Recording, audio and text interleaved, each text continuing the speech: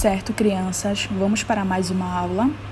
Bom, na aula de hoje nós ainda estamos no capítulo 1, Brasil, climas e formações vegetais, e adentraremos nos tipos climáticos do Brasil. Bom, meus amores, o clima e a vegetação do Brasil.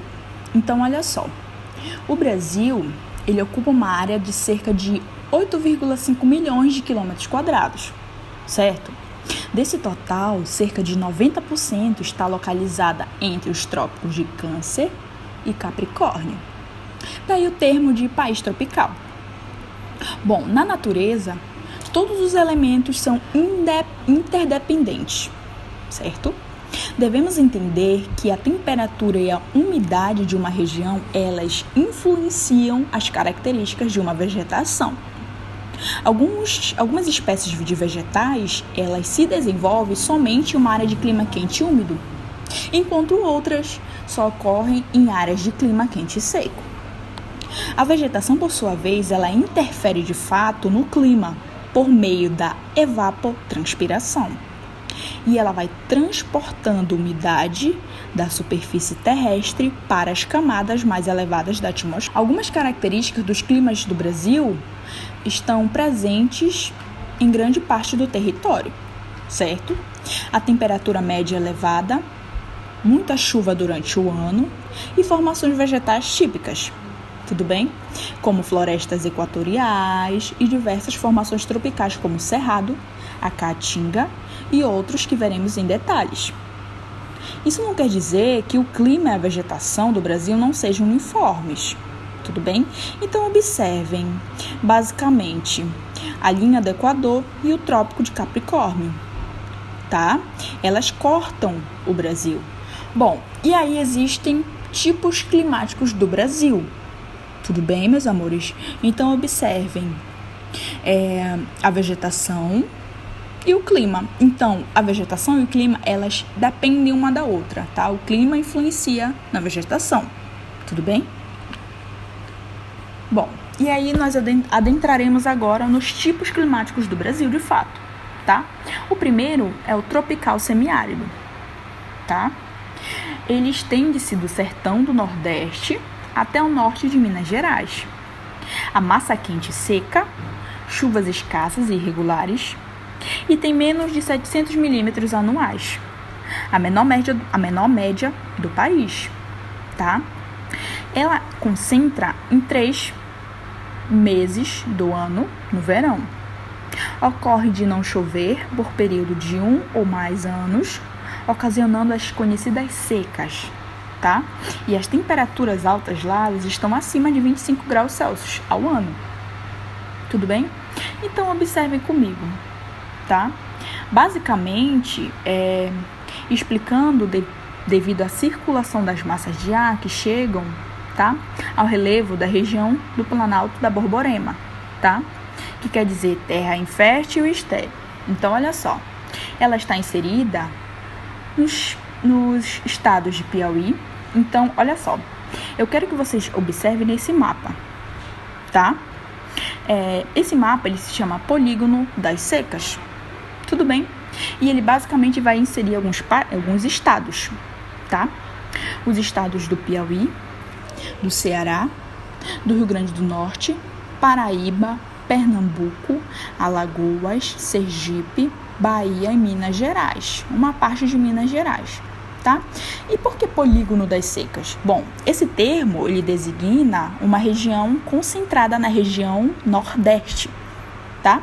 E uma parte do Sudeste, que sofre com a falta d'água, tá? Ou a baixa oferta dos longos períodos, tá, de chuva, ou seja, não tem chuva. Existe uma reduzida porcentagem de chuva nessa região, tá? E aí eu te pergunto, posso estar explicando para vocês em relação ao Planalto da Borborema, tudo bem?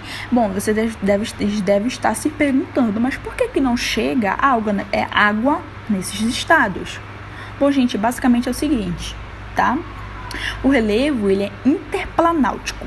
O que isso quer dizer, tá? Isto quer dizer que são depressões localizadas entre planaltos. Então, observem planaltos. Entre esses planaltos existem depressões, tá? E aí, o que acontece? Isso desfavorece, de fato, para a circulação das massas de ar, tá? As massas de ar úmida, ocasionando a falta da chuva, tudo bem? Além disso, gente, as regiões de latitudes equatoriais, elas sofrem maiores incidências dos raios solares, tá? Portanto, existe maior temperatura nessas regiões. Então, basicamente, eu quero que vocês entendam o seguinte, tá? Nesse polígono das secas, ocorre o processo da seca devido os planaltos estarem entre as depressões, fazendo com que haja a falta de circulação das massas de ar úmida. Tá dando para entender, gente? E aí faz com que, além do mais, né, essa região ela tá próxima à latitude equatorial, à linha do Equador, tudo bem? Fazendo com que as maiores incidências dos raios solares façam com que haja maior temperatura. Então, basicamente, nesse primeiro clima, que é o tropical semiárido, tá? Ele basicamente está entre a região do Sertão até Minas Gerais. Bom, gente, o próximo é o subtropical úmido. E aí ele está localizado ao sul do Trópico de Capricórnio, tá? E predomina a massa tropical, tá? E aí provoca chuvas abundantes, principalmente no verão, que é bem quente, tá? No inverno, atua a frente polar, originando-se as chuvas frontais, tá? O que são as chuvas frontais? Basicamente é o encontro de massa de ar quente. Lembra que nós falamos na aula anterior que é o encontro de massas de ar quente com massas de ar fria, tá? Às vezes ocasiona geado e neve, tá? Devido à grande condensação do vapor d'água na atmosfera. E aí, gente, nesse clima subtropical, o índice anual de chuva ele é superior a 1.500 milímetros, tá? Ao ano, com as temperaturas médias que variam de 14 graus Celsius a 20 graus Celsius. Bom, e aí o clima que nós já conhecemos, que é o clima equatorial. Bom, gente, esse clima ele perpassa basicamente na Amazônia, tá?